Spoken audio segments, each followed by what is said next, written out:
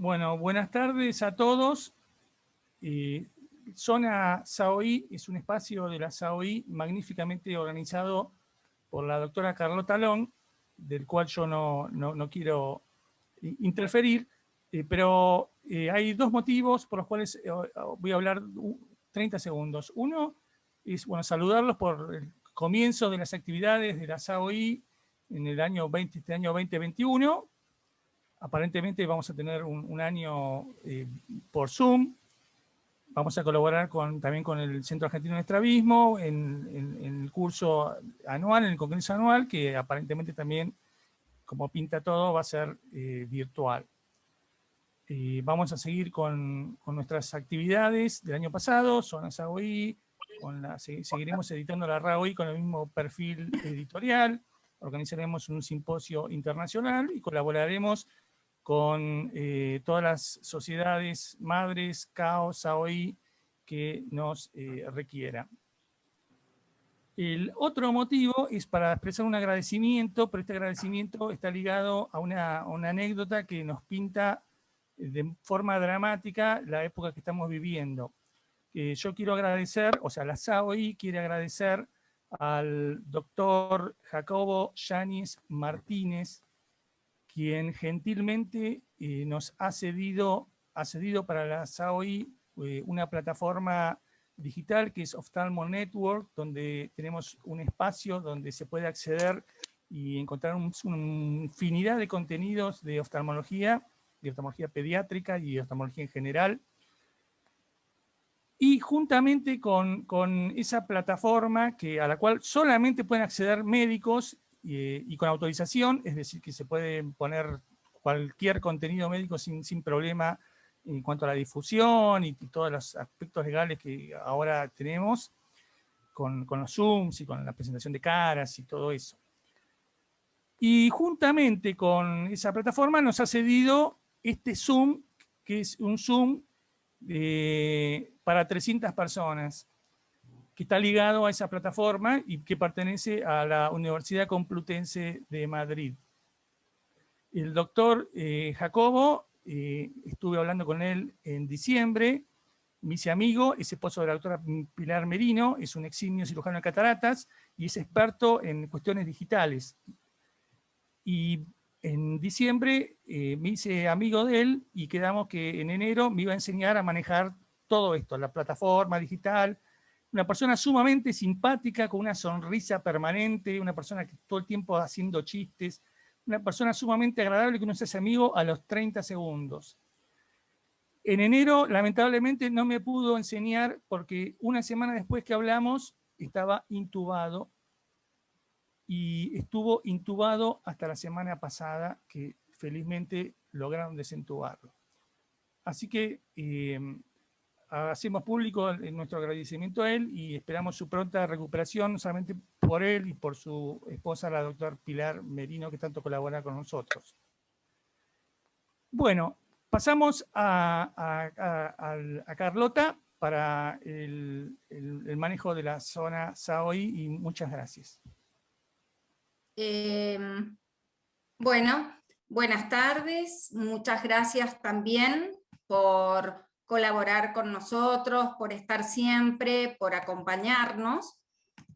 Esta zona SAOI también es buena que se pueda hacer vía internet, porque también es una forma de que todos podamos participar y no solamente los que están en esa zona.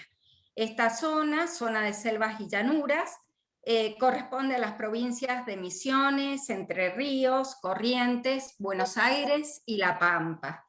Y la van a coordinar la doctora Virginia Reca de Entre Ríos, profesora y jefe de servicio de oftalmopediatría del Hospital Materno Infantil San Roque en Paraná, y el doctor Alejandro Benítez de La Plata, oftalmólogo infantil de la Clínica Santa Lucía de La Plata, del Hospital Italiano de La Plata, y trabaja actualmente también en los consultorios de la doctora Alejandra Antacle. Les dejo entonces a los coordinadores para que se encarguen de estos muy buenos 4 casos que estarán también aportados por nuestros expertos. Muchas gracias, los dejo Virginia y Alejandro. Muchas gracias, Carlota. Muchas gracias, Carlota. Bueno, la verdad... Está la Ana Soledad Shanton conectada. Estar acá con todos ustedes y buenas tardes para todos y muchas gracias por acompañarnos en esta SAOI de Selvas y Llanuras. Nuestras selvas argentinas son misteriosas y las llanuras nos recuerdan al temple y al trabajo del campo. Para parecernos a nuestros paisajes y porque sabemos que los expertos están en toda la Argentina, les vamos a presentar una patología regional sorpresiva, un caso quirúrgico que promete desafiar algunos parámetros, una actualización que intentará ordenar o protocolizar una alteración plástica bastante frecuente, y también la tenacidad de una madre para conseguir respuestas. Así que vamos a seguir con el doctor Darío Bustos, de Entre Ríos, que es oftalmopediatra y trabaja en la clínica Rasay. Darío. Bueno, muchas gracias por la presentación y por la invitación especialmente. Este es un caso que está actualmente en desarrollo. Es un paciente que consultó a los 2 meses y medio de edad a través de la fundación que tiene la clínica, un paciente de bajos recursos, que la madre se presentó a la consulta en uno de los pueblos digamos, en la periferia de Concordia, porque había notado una leucocoria en ambos ojos. El chiquito no presentaba antecedentes perinatales, había sido un embarazo controlado, la madre no tenía antecedentes de ninguna patología conocida y hasta el momento así se mantiene, lo hemos estudiado y ni la madre ni el nene hemos encontrado nada para agregar más que esta leucocoria, que al examen encontramos que no había reflejo rojo, el reflejo rojo era negativo, no fijaba, no seguía, tampoco veíamos nistagmo. A la biomicroscopía veíamos cataratas densas, importantes en los 2 ojos, y la ecografía estaba dentro de parámetros normales, es decir que no encontrábamos ningún signo agregado más allá de las cataratas. Acá es cuando nosotros nos preguntamos qué es lo que debíamos hacer. Sin duda lo que no dudábamos es que teníamos que operarlo lo antes posible, pero lo que se nos cruzó por la cabeza era, ¿poníamos un lente intraocular o no poníamos un lente intraocular? En la clínica desde hace muchos años tenemos, sobre todo el doctor Rasay, tiene una amplia experiencia en operar cataratas congénitas con lente intraocular, pero nunca se había hecho en un chiquito tan chico, digamos, tan pocos meses de vida. Y en el último tiempo, bueno, el doctor tiene una amistad con los doctores Ventura de Brasil y, digamos, un poco incitados, o sea, alentados por la doctora Bruna, es que decidimos colocar un lente intraocular al realizar la cirugía de esta chiquita. Con respecto a la elección del lente, nosotros en un primer momento quisimos conseguir el lente que ellos utilizan por la amplia experiencia que tienen con la colocación de este lente, pero no logramos conseguirlo, por lo cual nos decidimos por un lente Technis, que es un lente de material acrílico y hidrofóbico, con patas de PMMA y de 3 piezas. Según los cálculos que hicimos, nosotros utilizamos digamos, el cálculo de Panacea. Según los cálculos que nos daban era que deberíamos colocar un lente de 29-29.5. Si bien en ciertos estudios digamos, hay mucha experiencia con lo que tiene que ver con el lente Acrisov, nosotros nos decidimos por este lente en particular y sí teníamos un lente digamos, como alternativa si no nos funcionaba la colocación del primero. ¿Por qué esas medidas? En los casos anteriores que nosotros tenemos, lo que hacíamos generalmente en base a ciertas tablas, lo que hacíamos es en el equivalente esférico, digamos, hacíamos la subcorrección. Nosotros decidimos usar para este caso en particular la tabla que utilizan los doctores Brunas desde hace muchos años, y lo que hicimos es una subcorrección sobre la dioptría directa del lente, porque este chiquito ya tenía 3 meses al momento de la cirugía, es que hicimos una hipocorrección sobre el lente de 9 dioptrías en ambos ojos. Nos retrasamos un poco en la cirugía, más que nada porque al hacerlo a través de la fundación nos es difícil a veces conseguir la ayuda de lo que tienen que ver los anestesistas. Lo realizamos un poquito de la cirugía un poco antes de los 4 meses en nuestros quirófanos. Se hizo de forma bilateral, utilizando un mantenedor de cámara anterior, tiñendo la cápsula anterior con azul de tripán. La capsulorhexis se hizo, bueno, capsulorhexis anterior y aspiración manual de la catarata, y vitrectomía anterior con capsulotomía posterior. Seguido de esto, realizamos la incisión de 2.8 y la inyección del lente plegado con las asas recortadas. Lo que decía antes, que habíamos querido conseguir el lente que utilizaban, ya que tiene una longitud de patas más pequeño, y nosotros tuvimos que recortar como para poder darle un tamaño acorde al ojo del bebé, pero sí nos pareció muy importante resaltar la colocación del lente de forma dentro del saco, llamado endossacular. Seguido a esto, se realizó la introducción de una burbuja de aire en la cámara anterior y triamcinolona sin conservantes. Y por último, una inyección subconjuntival de dexametasona. Para el postoperatorio utilizamos prednisolona, una gota cada 3 horas, que fuimos disminuyendo en 1 hora de forma semanal hasta completar los 45 días de tratamiento. Dorzolamida 2 veces por día durante los 30 primeros días. Moxifloxacina 4 veces al día. Y tropicamida diluida también 2 veces al día por aproximadamente 10 días. Le remarcamos a la mamá y nos comunicamos nosotros también con la estimuladora visual con la que trabajamos, porque nos pareció extremadamente importante comenzar con la estimulación de esta bebé lo antes posible. En los controles posteriores, la única complicación que tuvimos, podríamos decir, tiene que ver con una encarceración del iris en una de las entradas de la cirugía, que se ve ahí en ahora 2 del ojo izquierdo. Y lo que hicimos fue ir controlando de forma periódica la presión intraocular, sobre todo, y las paquimetrías, que pudimos hacer mediante OCT. En cuanto a las variaciones de las presiones, no hubo grandes variaciones, siempre se mantuvo alrededor de 10. En las paquimetrías tampoco no tuvieron grandes variaciones, y se mantuvieron en 510 aproximadamente en el ojo derecho y en 530 en el ojito izquierdo.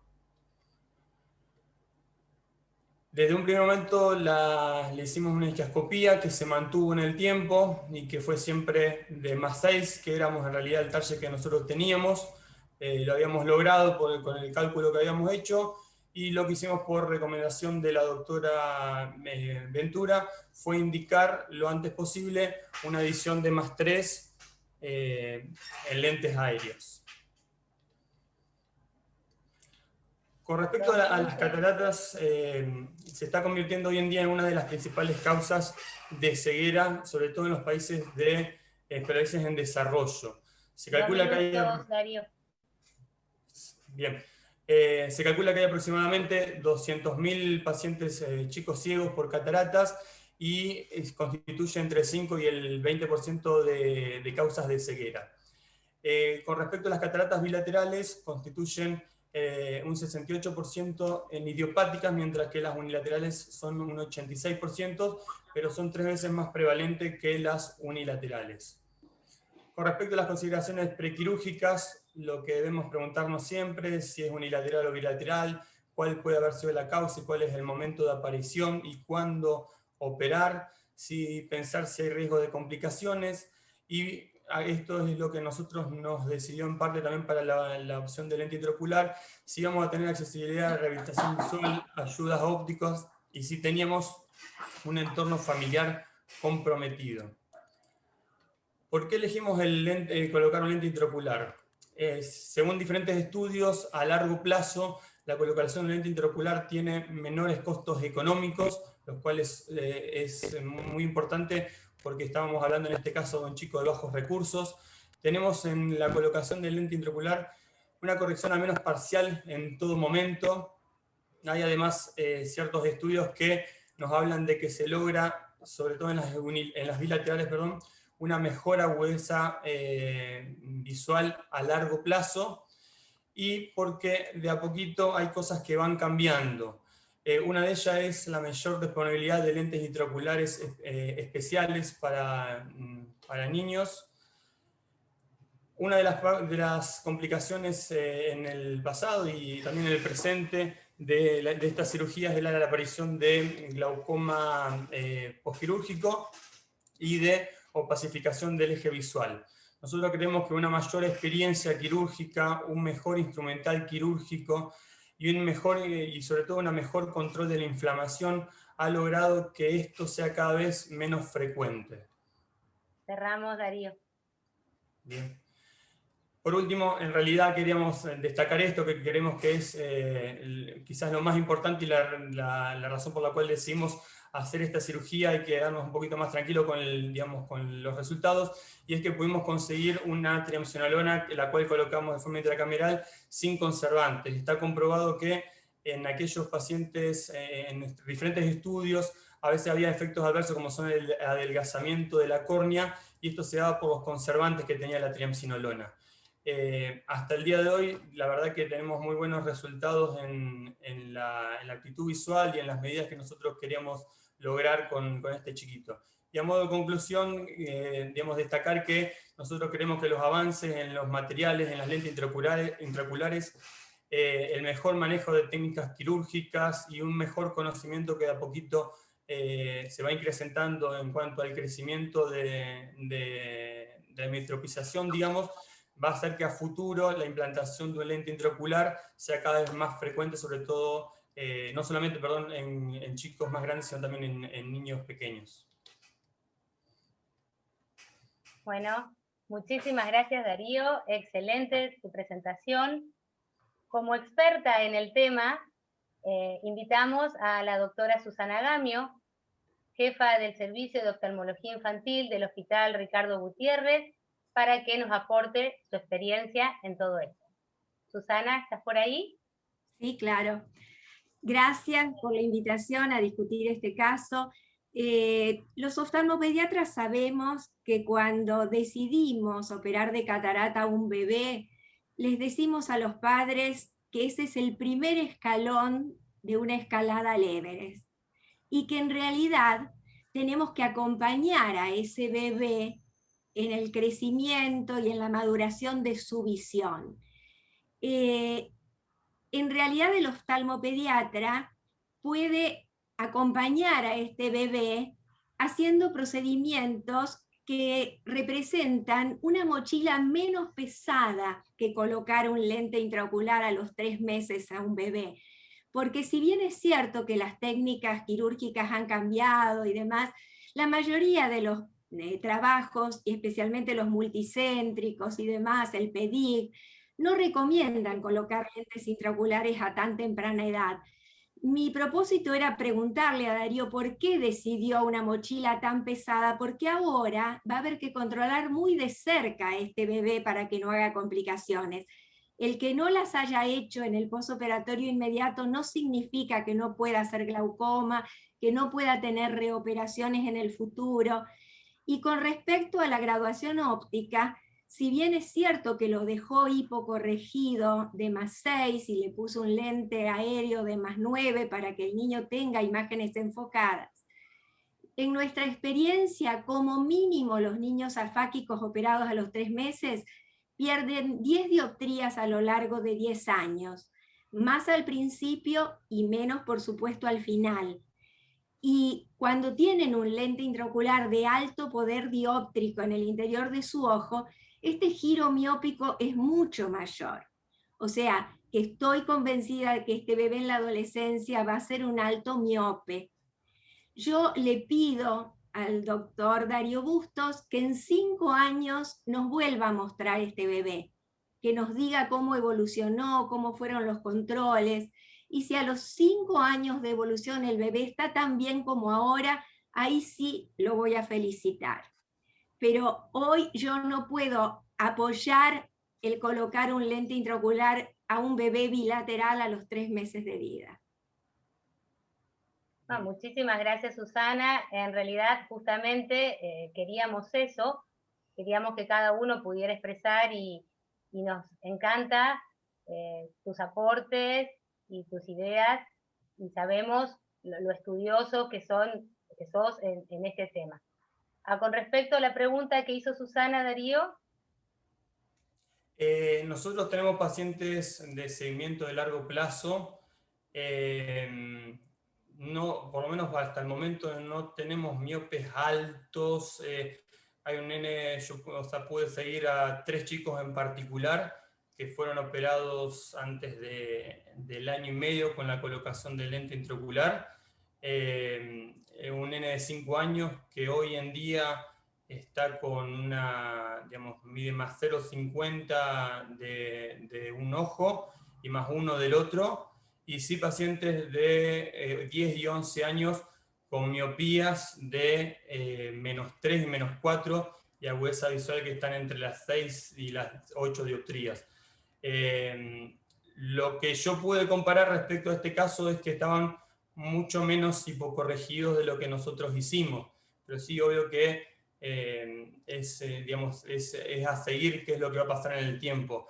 ¿Por qué nos decimos por esto? Nosotros tenemos un alto índice de abandono en cuanto a los controles a largo plazo.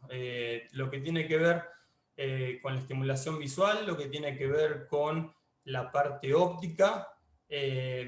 Como ustedes verían ahí, se le dio un lente que inclusive, no sé, esto podemos decir que el óptico no fue, o no se le pudo brindar quizás un marco que fuera justo para un chico de 4 o 5 meses, se le dio un marco para un adulto. Llegar a tener un compromiso con el lente de contacto, la verdad que tenemos muy malas experiencias, las madres se niegan, en muchos lugares donde estos pacientes viven no hay ópticas especializadas, entonces toda esa experiencia en realidad es en parte lo que nos llevó a esto. Y de hecho, en parte ya ahora estamos viendo algunas de las cosas que nosotros dudamos, que en cuanto a que creímos muy necesario hacer una estimulación visual, la cual no logramos que la madre haga, más allá de haber brindado un profesional con atención gratuita y especializada en este tema. Pero sí, habrá que ver en el tiempo qué resultados tenemos. Precisamente por eso, si es un paciente de alto riesgo, los controles que requiere no se van a lograr a largo plazo. Y como te digo, además, no es lo mismo colocarle un lente intraocular al año, yo estoy de acuerdo. Si está cerca del año y tiene catarata bilateral, yo estoy de acuerdo en colocarle un lente intraocular. No es que creo que los niños no requieren lentes intraoculares, pero no a los 3 meses. Me parece que está fuera de edad. Yo sé que hay lugares donde los colocan, pero no es la recomendación de los centros que más tratan cataratas pediátricas. Bueno, muchísimas gracias por todos sus aportes. Vamos a continuar. Gracias, Susana, por conectarte y acompañarnos. Gracias, Darío. Y seguimos entonces con Belén Balduesa, que es becaria del Hospital Garraham, oftalmóloga de la Clínica Santa Lucía de Corrientes, que nos va a presentar su caso. Belén, adelante. Hola, ¿cómo están? Buenas noches. ¿Se escucha bien? Sí, perfecto. Bueno, ahí les comparto pantalla entonces. A ver. Bien, ¿se ve la presentación? Sí, se ve. Perfecto. Hay que ponerla en grande. Sí, sí, a ver. Ahí está. Ahí Bárbaro. voy a minimizar esto. Y esto.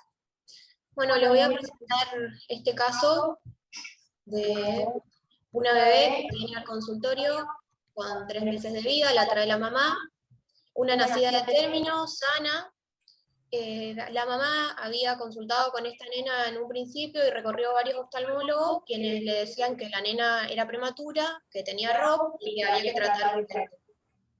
Como la nena no era prematura, la madre se negaba al tratamiento porque decía que no iba a tratar una cosa que la nena no tenía. Entonces, al examen físico, vemos que la nena tiene una vascularización retinal incompleta, dilatación y tortuosidad vascular, abundantes exudados y edema retinal, mucha fibrosis y distracción vitreoretinal.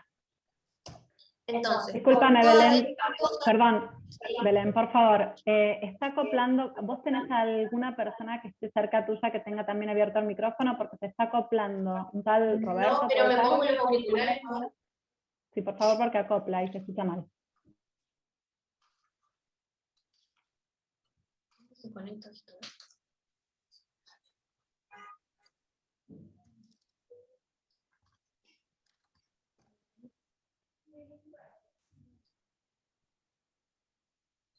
¿Ahí se escucha mejor? A ver, inténtalo. Bueno, voy de nuevo con esto. Al examen físico vemos que hay una vascularización retinal incompleta, mucha dilatación y tortuosidad vascular, abundantes exudados y edema retinal, y bastante fibrosis y tracción vitreoretinal. Entonces, con todas estas cosas que encontramos en una bebé nacida de término sana, ¿qué posibles diagnósticos podemos pensar? Retinopatía del prematuro, podemos plantearla, pero es una nena que no nació prematura, no tuvo requerimiento de oxígeno, y así como nació, salió de alta con la mamá. Entonces, medio raro. Podemos pensar en una vitreoretinopatía exudativa familiar, que se presenta de esta misma manera, con vascularización incompleta, y que en estadios avanzados presenta toda esta exudación y fibrosis y tracción retinal. También podemos pensar en una incontinencia pigmenti, que da estas mismas cosas, con la diferencia que tiene agregado patologías sistémicas, en piel más que nada, y esta nena no tenía nada, los exámenes pediátricos estaban bien. El COATS, que es una vasculopatía retinal, rara a esta edad y raro que la presentación sea bilateral. Una persistencia de la vasculatura fetal, raro porque no tiene por qué tener todo esto y más que nada se verían vasos que salen de la papila. Y el pliegue retinal falciforme, pero tampoco se presenta con toda esta exudación y demás que estábamos encontrando. Entonces, volviendo al examen físico, con todas estas cosas, en una nena de término sana que no tiene otra cosa, llegamos al diagnóstico de la vitreoretinopatía exudativa familiar, que también se conoce como Kris-Wieck-Keppens. Teniendo este diagnóstico, hablamos con la madre, se le comenta que es una patología muy parecida a la retinopatía del prematuro, pero que tiene otro nombre, y la mamá accede al tratamiento, entonces le hicimos láser. Luego del láser, la retina evoluciona aplicada, tiene, como había llegado un poquito pasada, quedó con un dragging y bastante fibrosis.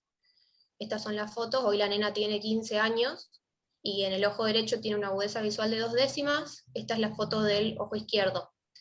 No puse las dos porque eran bastante similares. Está con una ET y nistagmus, pero se maneja bastante bien, va a la escuela, hace dentro de todo, si bien estuvo con estimulación visual y demás, hace una vida bastante normal. La mamá no vuelve a control con la nena hasta 3 años después, pero esta vez con una bebé de 3-4 meses. También nacida de término, normopeso, sana, tenía el mismo cuadro pero más tracción.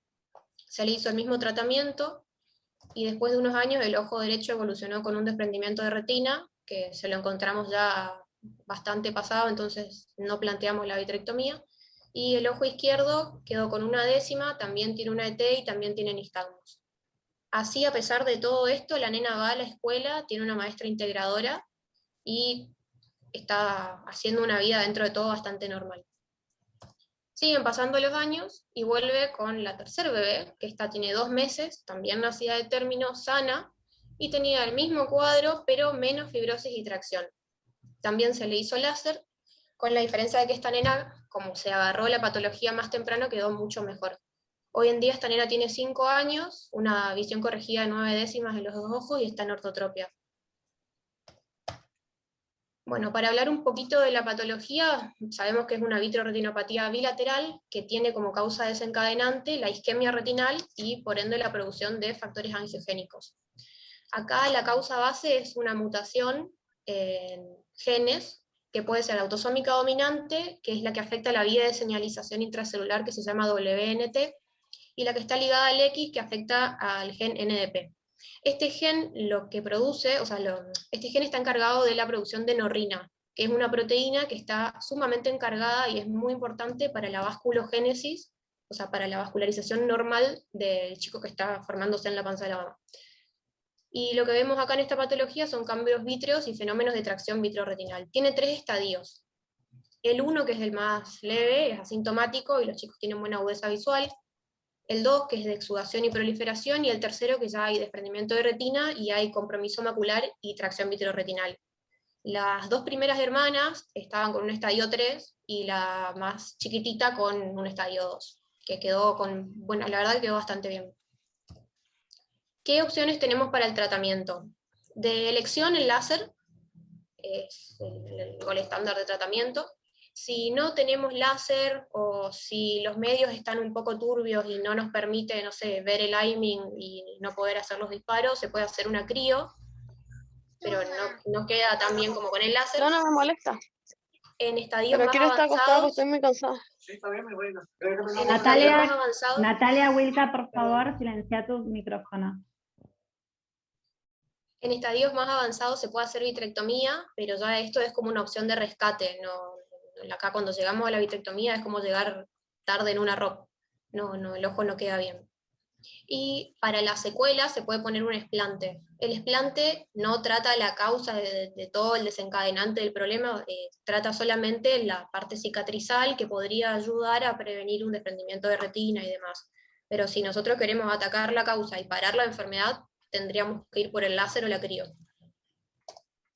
La clave en el tratamiento es llegar al diagnóstico temprano, que trabajar sobre una retina que esté sin tracciones, sin fibrosis y demás, porque la verdad es que hay mucha diferencia en el post-tratamiento en un bebé en estadios tempranos que en un estadio avanzado. Y bueno, acá claramente se lo vio con las hermanitas estas.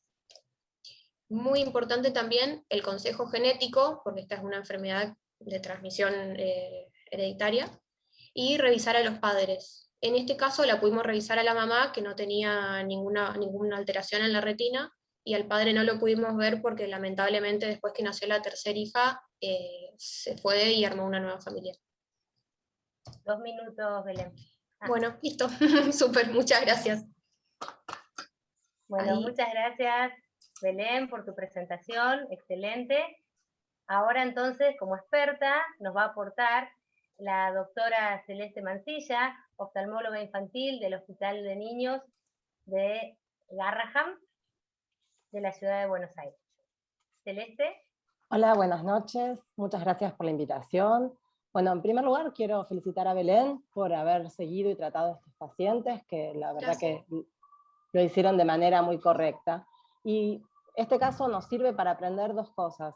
Un poco para recordar la patología y aprender de la patología y recordar esto de que son familiares y la importancia del consejo genético, un poco para ver si otros hermanos o otras familiares tienen la patología y otro poco para concientizar a la mamá y a los pacientes que cualquier niño nuevo debe ser revisado, cuanto más temprano posible mejor. Y la otra cosa que me gustaría rescatar es que los primeros oftalmólogos que vieron a la paciente, si bien no hicieron el diagnóstico correcto, indicaron el tratamiento correcto. Claro. Entonces, tal vez a veces no tenemos el diagnóstico, pero sí sabemos que hay isquemia, hay zonas vasculares, hay isquemia. Está bien, señora, no es una ROP, tiene razón porque no fue prematura, pero es una enfermedad que se comporta igual, no sé cuál es, pero el momento de tratarla es ahora. Y por ahí, si uno lo hubiera planteado por ese lado, la paciente no se hubiera escapado de los tratamientos previos y se hubiera tratado a tiempo. Entonces, si bien está súper bien y hay que tratar de buscar el nombre y el apellido de cada enfermedad para poder decir cuál es el pronóstico de la enfermedad, para poder saber si sus hijos y sus nietos lo pueden tener, y para el seguimiento del paciente, a veces no sabemos cuál es el diagnóstico, pero sí sabemos qué es lo que está pasando y podemos actuar hasta que tengamos un diagnóstico. Entonces, tenerlo en mente, porque a veces, bueno, está bien, no es ROP, señora, pero es isquemia. Esto es lo que hay que hacer. No importa cómo se llama la enfermedad, este es nuestro diagnóstico y esto es lo que hay que hacer. Después la mandamos al genetista, si no perdemos el tren. Así que bueno, ese es mi granito de arena para los que están acá, y otra vez te felicito, Belén, por el caso, que es muy bueno. Bueno, muchísimas gracias, Celeste, y bueno, de acuerdo con todo tu aporte. Bueno, continuamos acá con el doctor Jorge Ávila. El doctor es oftalmopediatra, especialista en plástica ocular infantil, médico del Hospital de Clínica de Buenos Aires, médico a cargo del servicio de plástica ocular del Hospital Pedro Elizalde. Doctor Jorge, ¿está por ahí? No lo veo, a ver. ¿Jorge?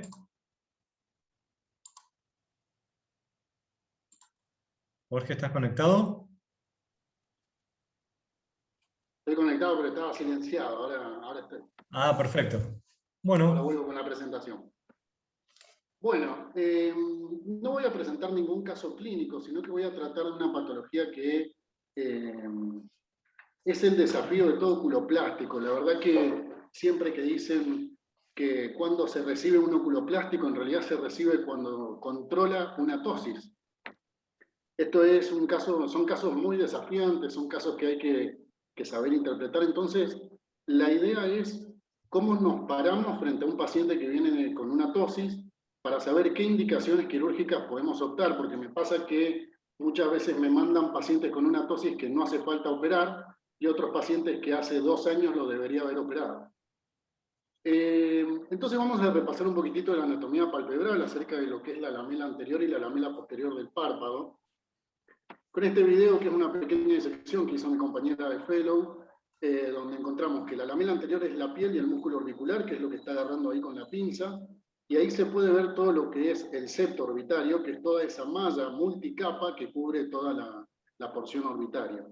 Del lado de adentro lo que encontramos es la grasa preaponeurótica, que es lo que ella está agarrando en este momento, y es el reparo anatómico que a mí me sirve para encontrar esta aponeurosis. Ahí está la glándula lagrimal con esa arteria nutricia.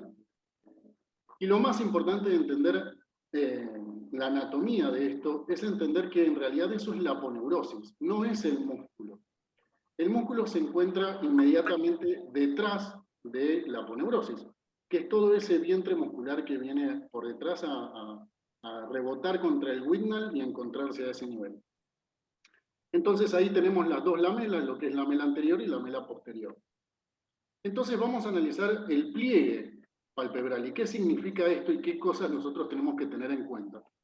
El pliegue palpebral es cómo se engancha la aponeurosis del elevador al párpado, a la piel. Lo hace a través de pequeños filamentos que cuando está contraído forma el pliegue palpebral, por eso nadie tiene pliegue palpebral cuando mira para abajo. Ese pliegue palpebral yo lo tengo que analizar y tengo que prestarle mucha atención acerca de qué es lo que le pasa también con el músculo frontal.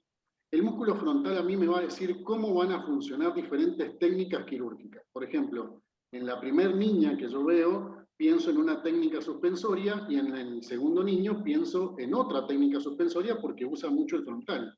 Fíjense, esta chica, ese ojo izquierdo que está totalmente tapado cuando ella mira para arriba, no hace contracción con el músculo frontal. Eso a mí me está diciendo que seguro ese ojo es ambliope. Una de las características que hay que tener en cuenta para decidir el tratamiento quirúrgico. Este otro chico, fíjense que tiene la tosis palpebral y hay un pequeño pliegue palpebral formado. Eso me está diciendo que yo tengo que tomar otra conducta quirúrgica, y esta niña con esta blefarofimosis, fíjense cómo usa el frontal y las características que yo tengo para decidir la conducta quirúrgica. Entonces, en cuanto a la ptosis congénita simple, nosotros sabemos que ese músculo frontal que está señalado ahí por la tijera tiene una infiltración grasa. Si esa infiltración grasa es del 100%, no hay pliegue palpebral. Y dependiendo del porcentaje de infiltración, es lo que yo veo en el pliegue palpebral. Si ese pliegue palpebral yo lo veo, supongo que tiene un poco de fuerza y demás. Entonces el principal signo que yo veo para decidir la conducta quirúrgica es la función del elevador. ¿Cuánta fuerza hace ese músculo para poder contraerse? Es unilateral la ptosis congénita en el 75% y bilateral en el 25%. Se caracteriza por esta ausencia de pliegue palpebral, que era lo que veíamos de esta infiltración grasa del músculo, y tiene una mala función del elevador en un gran porcentaje. Fíjense en esta niña, ella no tiene pliegue palpebral izquierdo, pero compensa haciendo un leve tortícolis cara a hombro izquierdo para poder hacer que ese ojo tenga cierta función visual. Fíjense en el reflejo corneal, cómo se ve en el ojo izquierdo, y me da a entender que ese ojo tiene un potencial visual. Como no usa el frontal, tengo que decidir diferentes tipos de técnicas quirúrgicas que ya vamos a nombrar. Encontramos la suspensión al frontal, que tiene diferentes materiales. Los materiales autólogos, en este caso la fascia lata autógena, que es el gold estándar que se utiliza para este tipo de cirugías suspensorias y tiene la característica de ser muy buena, pero a un costo. ¿Cuál es el costo? Que las probabilidades de recirugía son muy difíciles porque hacen mucha adherencia a todos los planos, pero el resultado es muy bueno, no genera extrusión de material porque es autólogo, perdón, y tampoco genera alteraciones en la ptosis a posterior. En cambio, los materiales aloplásticos, como es la silicona, el mercilene y el Gore-Tex, así como el monofilamento de nylon, también son muy buenos, pero tienen diferentes indicaciones. Por ejemplo, yo la silicona, yo no, sino los estudios lo que avalan con respecto a la silicona, es que está indicada en niños menores de 4 años donde tengo que hacer algo rápido para evitar la ambliopía. La silicona se utiliza como un puente. Yo lo que le digo a los padres cuando me traen una ptosis de un chiquito de 1 año, es que yo se los voy a hacer como silicona, sabiendo que después va a necesitar un retoque. Ese otro retoque puede ser con un material autólogo. Entonces las suspensiones al frontales se dan en ptosis que tienen pobre función del músculo elevador. Fíjense, este chico, este bebé, perdón, este lactante, no tiene pliegue palpebral y no realiza ninguna función para que ingrese la luz a ese ojo ambliope. Cuando le realizamos la cirugía de ptosis, ahí el chico ya es como una urgencia debido a la ambliopía que esto le genera. Fíjense cómo ya la luz está ingresando al ojo y lo está desambliopizando, se podría decir.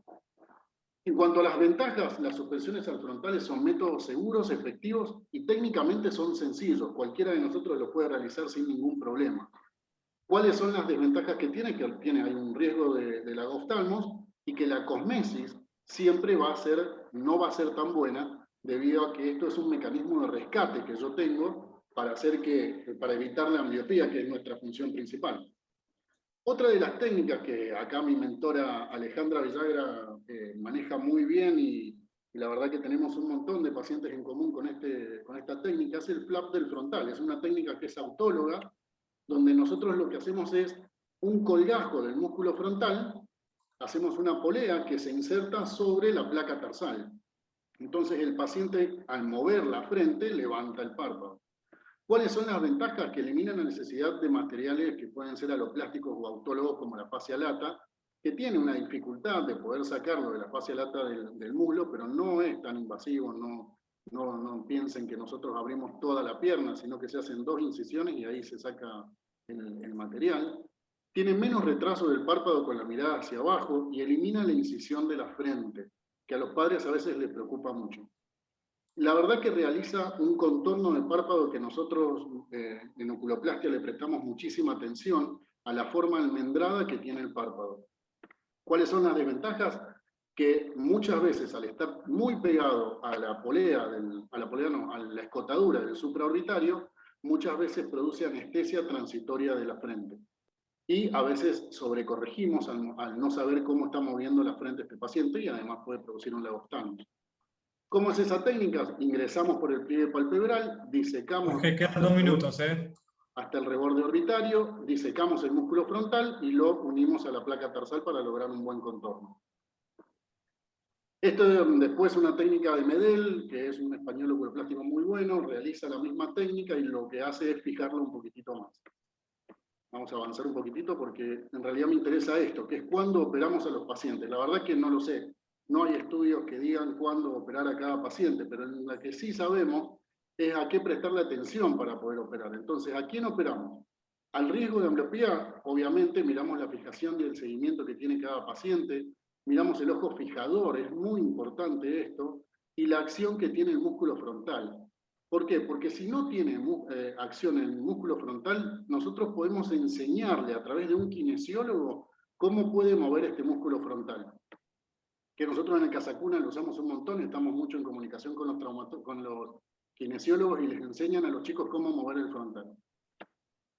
¿A quién operamos? Alteraciones craneofaciales, sí. Son órbitas que están deformadas y que el único mecanismo que nosotros tenemos es la suspensión. Fíjense qué buenos resultados que se obtienen y demás, pero es importante operarlos cuanto antes por el riesgo de ambliopía. Y una de las cosas que muchos estudios hablan es acerca del bullying. Este chico, fíjense lo bien que queda con eso, y muchas veces me llegan pacientes que le dicen, no señora, hasta los 18 años no se opera. Y la verdad que podemos tomar conductas muchísimo antes. A los 5 años los chicos empiezan a interactuar con otros chicos, y es importante que ahí empiezan a notar las diferencias que hay entre cada uno de los chicos. Entonces, a los 5 años es una edad donde yo tomo una decisión quirúrgica definitiva acá. ¿Qué hacemos con este caso? Me llegó ayer. Entonces, Jorge, ya estamos en tiempo. Perdón. Este caso, fíjense, esta chica tiene bien marcado el pliegue palpebral, la ceja está en su posición. ¿A qué cosas le tendrían que prestar atención? Esta chica, fíjense que tiene todas las estructuras anatómicas normales, sin embargo me la derivan por una tosis. Ella tiene la indicación de una neuroimagen, ¿bien? A la palpación no se encontraba nada, pero es probable que encontremos alguna masa ahí atrás, ¿bien? Resumiendo con algunos tips, perdón el horario, colgajo del frontal y fascia lata son el gol estándar para la tosis congénita con pobre función del elevador. La silicona es preferible en las tosis miogénicas con un Bell negativo, y siempre evaluar y tener en cuenta qué función cumple el músculo frontal para decidir qué conducta tomar, y analizar todos los factores que nos lleven a operar a un paciente. Muchísimas gracias y perdón por la demora. Bueno, muchas gracias Jorge, excelente presentación. A continuación va a aportar la doctora Alejandra Villagra. La doctora es médica de planta del Hospital de Clínicas, de la División de Oftalmología del Servicio de Órbita y Plástica Ocular. Alejandra, ¿estás por ahí? Sí, acá estamos. Buenas tardes. Muchísimas gracias por la invitación. Bueno, qué decir, muy linda la presentación, Jorge. Con Jorge hemos tenido la posibilidad, y gracias a él y gracias al servicio de oftalmopediatría del Casacuna, tener más acceso a los chicos, porque el problema que tenemos ahora en la clínica es que no tenemos tantos niños, y estos casos se ven más que todo en muchos chicos. Para agregar nada, pero sí para recalcar un par de cosas, importantísima la semiología, ver al chiquito, yo no soy oftalmopediatra, entonces si uno no es oftalmopediatra, tenemos oftalmopediatra amigo y hacer una buena evaluación por oftalmopediatría, la agudeza visual, fondo de ojo, ver en esta etapa de maduración visual que tiene, todo, y ahí uno interviene como oculoplástico. Como dijo Jorge, principalmente observar a los chicos, ver qué funciones tiene, qué no tiene, cómo está el pliegue, cómo está la función al frontal, la posición de su cabeza y la edad del chico. Eso es lo principal, y ver en qué etapa de maduración está para ver el eje despejado. Otra cosa importante, no volverse loco, que si el chico está con el ojito destapado podemos esperarlo. Como dijo Jorge, hoy en día no se espera un chico hasta los 18 años, pero tampoco la paciente que le llegó a él ayer con 1 añito y medio, 2, volvernos locos que mañana hay que operarla, sino hay que estudiarla, hay que observarla bien, y si la bebé no tiene nada, descartamos todo con una imagen y solamente es una tos y su evolución visual es buena, esperarla un poquito, esperar los 4 o 5 años cuando se escolariza. A mí me cuesta mucho la palabra bullying, no dimensiono todo ese problema, pero cada vez me hago más amigo y lo entiendo más, me pongo más en el sentir de los padres, de los chicos, todo, y me han llegado pacientitos de 8 o 9 años que ellos piden operarse. Entonces también tener en cuenta eso, ni un extremo ni el otro. Las suspensiones al frontal, háganla con el material que esté el más cómodo, el que está acostumbrado a operar y demás. El gold estándar en todas partes del mundo sigue siendo la fascia lata, como dijo Jorge, la fascia lata, la fascia temporal, pero realmente nosotros de hace ya 5 años usamos el colgajo frontal. A mí me encanta, lo defiendo a muerte, pero tampoco es la absoluta verdad, porque también tiene sus inconvenientes, pero uno utiliza un material que está a la mano, está al lado del párpado, y uno tiene que agarrarle la mano, tiene una curva de aprendizaje que no es tan alta, pero es buena. Y otra cosa importante, recalcarle a los papás que los chiquitos con tosis congénitas pueden tener 1, 2, 3 cirugías a lo largo de su vida. Eso es así, pueden ser que necesiten una sola, depende de la edad que se opere y depende del grado de tosis que se tenga. Y otra cosa importante es que a veces pueden variar las técnicas dependiendo de cada caso y la experiencia de cada médico, no hay nada absoluto.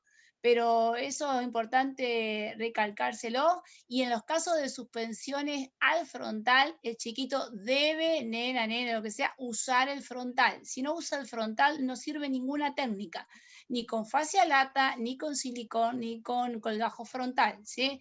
Y es muy importante, si hay algún trastorno neurológico que uno cree que pudo haber algo, la recuperación y el trabajo con el kinesiólogo es fundamental para que le ayude a este chiquito a usar la frente o que aprenda a usar la frente. Y eso me parece que son los puntos más importantes para esto. Muchas gracias. Bueno, muchas gracias por tu presentación. Bueno, a continuación continuamos con la doctora María Fernanda Corsi. La doctora es jefa del servicio del Hospital de Pediatría de Fernando Barreiro, Posada Misiones. Bueno, adelante, Fernanda. Hola, buenas tardes. Muchas gracias por la invitación. Comparto pantalla.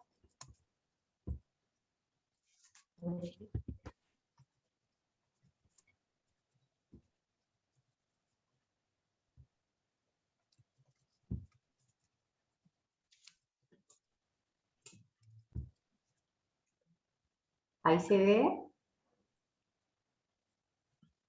Sí, perfecto. Sí, perfecto. ¿Sí? Bueno. Sí, se ve. Perfecto.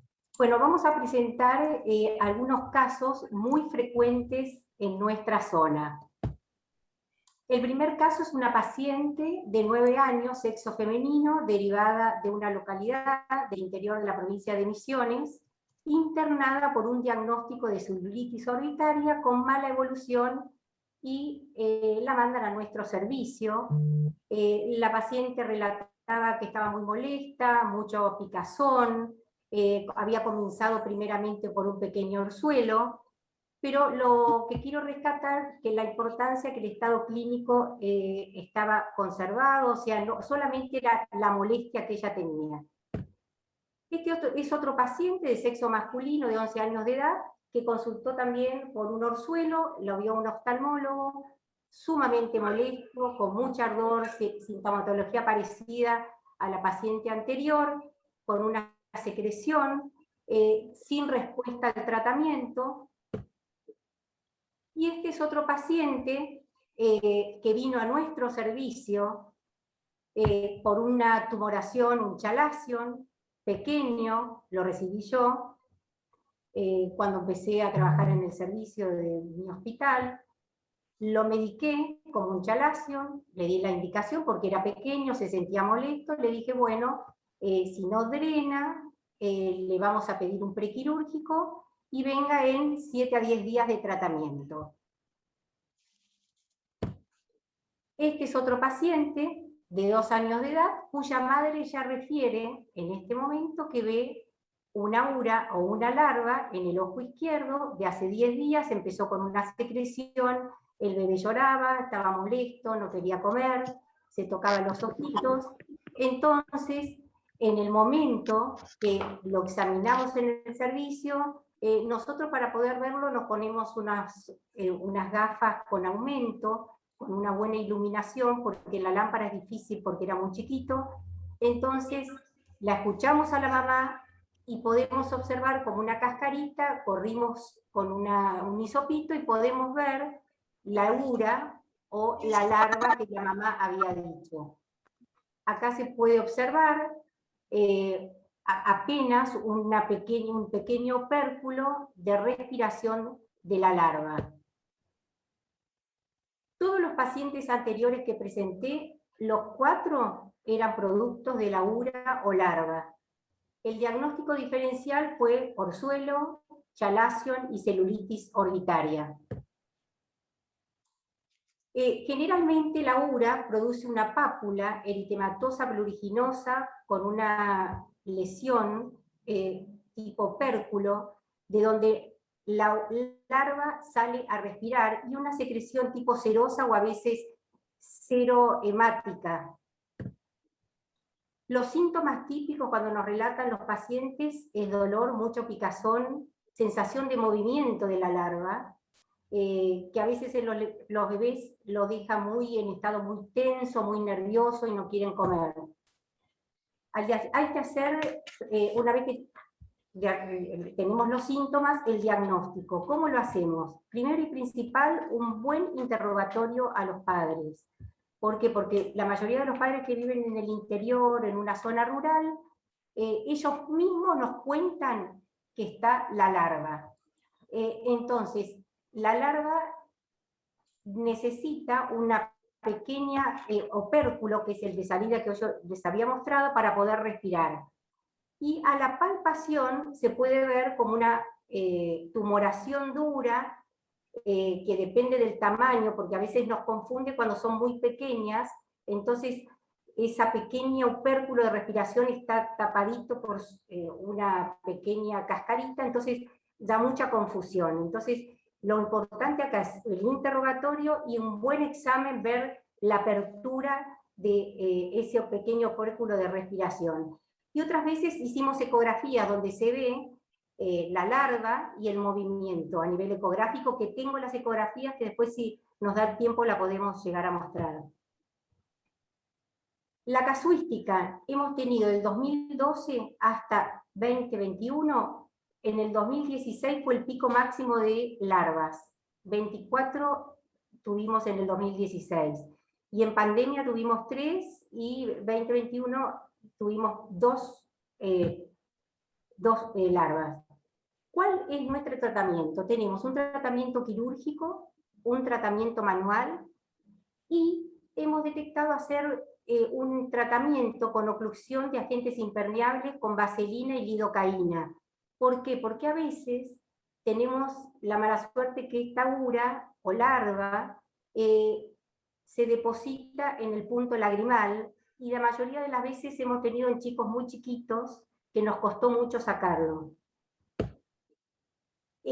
Acá tenemos el tratamiento quirúrgico, y denominado curetaje, que lo llamamos nosotros, y voy a pasar un pequeño videíto. Primeramente podemos ver ahí el opérculo de respiración de la aura, y cuando la aura se asoma, empieza a eliminar como una secreción serosa para poder respirar.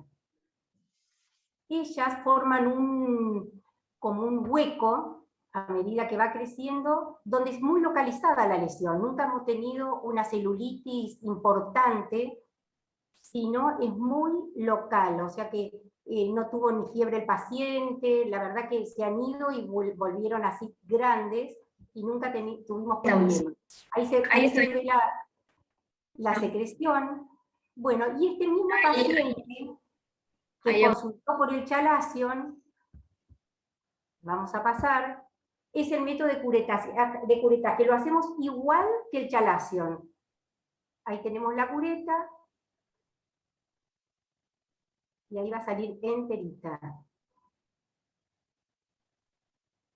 Ella tenía más o menos 2,5 centímetros, estaba muy grande, que es del chico grande del chalación.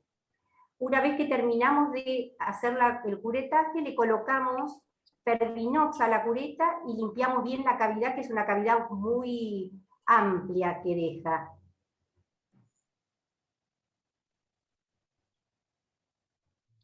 Ahí se ve bien. Y ahí está.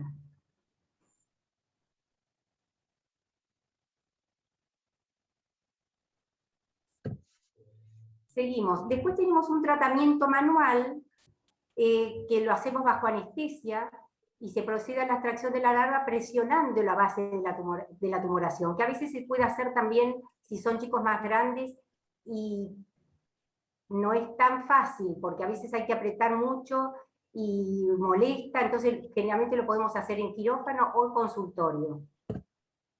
Ahí tenemos la extracción, vemos el opérculo de salida, vemos la larva.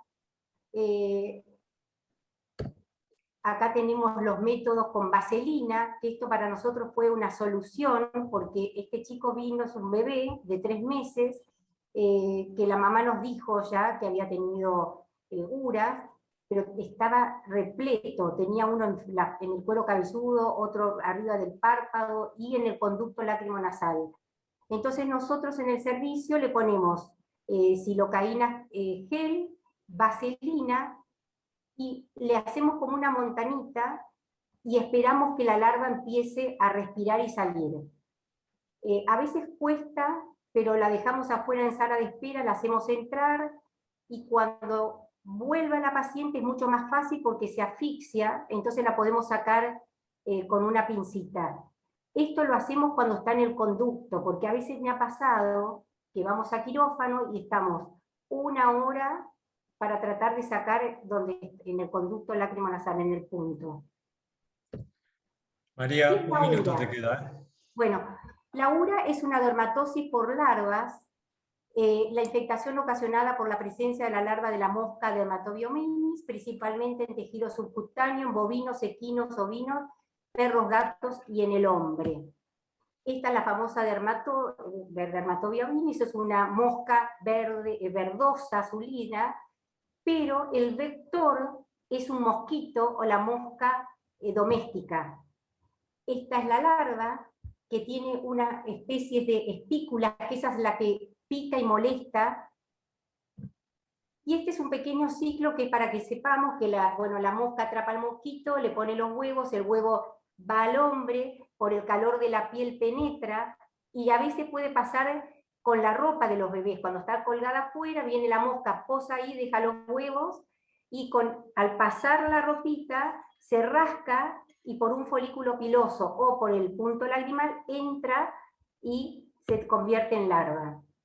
Ahora que sabes que existo, buscame y me vas a encontrar. Y el último caso, rapidísimo, recibimos un paciente del interior de la provincia por un cuadro de celulitis que no respondía al tratamiento. En este caso sí, un cuadro sistémico asociado, una típica costra tipo ulcerativa, necrótica, que subimos con plástica, tuvo que intervenir también en infectología, y al levantar esa costra nos encontramos con una úlcera importante que empezó a degradar la piel, y llegamos a la conclusión, indagando a los papás, que era la famosa araña Loxosceles laeta.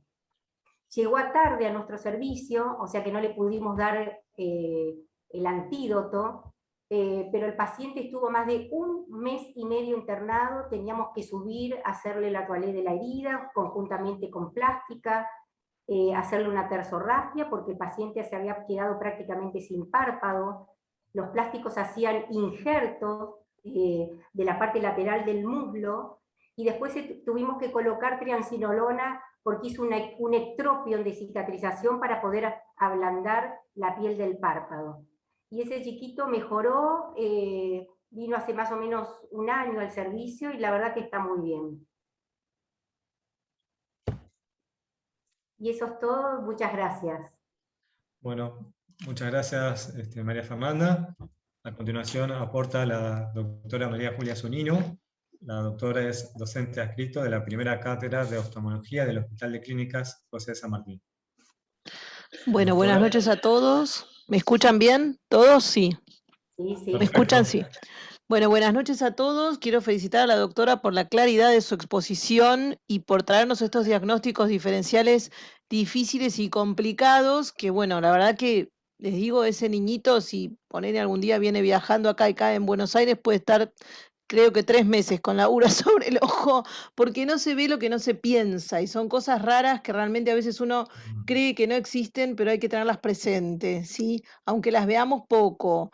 Fernanda, por el lugar donde está, las ve 2 veces por semana, 3 veces por semana, ella mostró su casuística, pero bueno, un día uno puede estar en Buenos Aires y el niñito viene viajando desde Formosa para acá y le agarra acá la ura, así que desconocerla del resto del país me parece imposible. Todos tenemos que conocer que este diagnóstico diferencial en las blefaritis y en los orzuelos en los niños existe, ¿sí?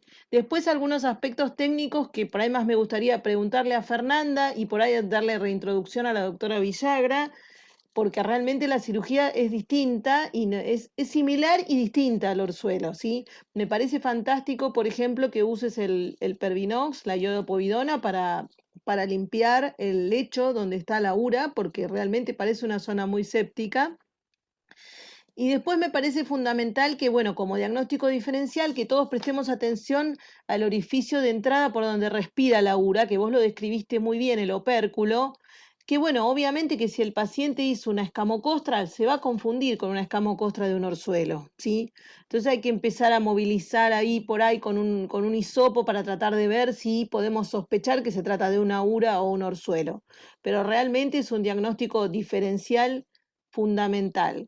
Y después te quería preguntar, Fernanda, ¿qué cobertura antibiótica usan en el posquirúrgico? Porque evidentemente, digamos, no pasa a ser una celulitis de etiología infecciosa, pero el vector trae gérmenes también y hay que usar una cobertura en el posquirúrgico inmediato, ¿sí? Vos sabés, María Julia, que algo interesante en estas larvas es que tienen que vivir en un lugar limpio y liberan una sustancia antiséptica. Ajá. Entonces, vos sabés que lo podés dejar sin cobertura, que no pasa absolutamente nada, pero nosotros cuando lo mandan del interior, que nos están diciendo, mirá, hay una celulitis que no sabemos si es ura o no, le decimos, mirá, colocale una vía, mandámelo con tirimetoprima, sulfametoxazol, entonces ya viene con su vía, pero los que nosotros hemos tratado, como ese que a mí, cuando vine a Posadas, me engañó, porque la verdad que me lo confundí con un chalacio, y vino, ya faltaba poco, se convertía en pupa, y ahí la mariposa salía otra vez la mosca, porque ya estaba enorme, no hizo ninguna complicación, o sea que libera sustancias antisépticas en la cavidad donde está, y son cavidades grandes en el tarso, ¿no? Sí, sí, qué dato interesantísimo, ¿no? Y bueno, sí, desde el punto de vista técnico, si la doctora Alejandra Villagra quiere agregar algo sobre la cirugía, porque, digamos, es diferente y similar. María Julia, la Sí. doctora Villagra se tuvo que retirar porque tenía bueno. otra charla ahora, no está en el chat. Bueno, le mandamos No un sé saludo, si pero está bueno. Jorge Ávila o Jorge nos puede comentar algo. Sí, acá estoy, Carlota. ¿Cómo era la pregunta, perdón? Si vos harías algún cambio quirúrgico del tratamiento que le está dando Fernanda, si agregarías algo a la cirugía desde el punto de vista de la oculoplastia, porque es No, una la verdad es que cirugía de no. orzuelo. A nosotros nos han tocado un par de casos derivados y demás también de la zona de la Mesopotamia, y lo que hemos hecho es lo que hizo perfecto Fernanda, que es usar un mecanismo para ahogar al insecto y después la extracción manual. Es la técnica que se usa y está más que bien. Perfecto, perfecto. Bueno, brillante la exposición. Muchas gracias, doctora Fernanda. Bien. Gracias Acá, a todos. Fernanda, acá en el chat preguntan, la doctora Victoria Pérez, si tuviste algún caso de Oestrus ovis. No. No. No. Está bien. Bueno. Bueno, a También continuación. el doctor preguntaba si la extracción era a través de la piel. El doctor Pasquinelli preguntaba en el chat. Sí, lo haces como un chalación, ponés el bléfaro, das vuelta y le haces un cortecito y sale en el momento. Enterita, sales más. La idea es tratar sacarla toda, por eso a veces apretar puede pasar de que sí crea una celulitis sistémica porque queda un resto adentro. Entonces la idea es sacarla totalmente y desinfectar el lecho donde está la larva, ¿no? Es igual que un chalacio en el corte. Bueno, a través perfecto. de la conjuntiva, porque vertís y ahí le haces el pequeño cortecito. Bueno. Sí, quizás haría una acotación por algo, si me dejan. Perdón. Sí. Es con respecto al caso de la Loxoceles. Ahí lo que le hicieron es un colgajo indiano. Los plásticos piensan que en todas las lesiones que uno tiene necróticas es mejor aportar colgajos que injertos. En este caso, todos los lechos necróticos, abajo siempre vamos a encontrar un lecho nutricio. No es que avanzan como, por ejemplo, podría ser una picadura de víbora que necrosa todo. Las picaduras de arañas que tenemos acá en la Argentina necrosan hasta cierto lugar y después no avanzan más.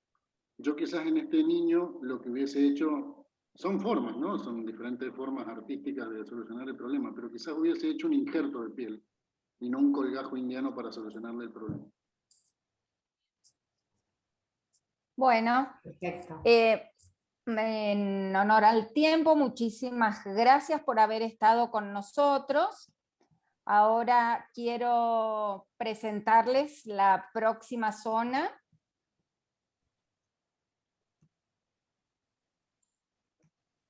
Acá estamos. La próxima zona SAOI será pastizales y cerros, correspondientes a la zona Salta, Jujuy, Tucumán, Formosa, Santa Fe, Chaco y Santiago del Estero.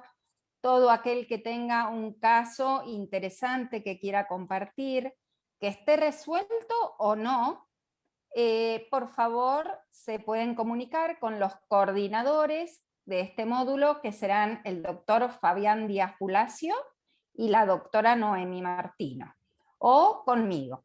Así que les agradezco muchísimo y nos vemos en junio con la próxima zona SAOI. Muchas gracias por estar. Y muy interesantes los casos y gracias por participar.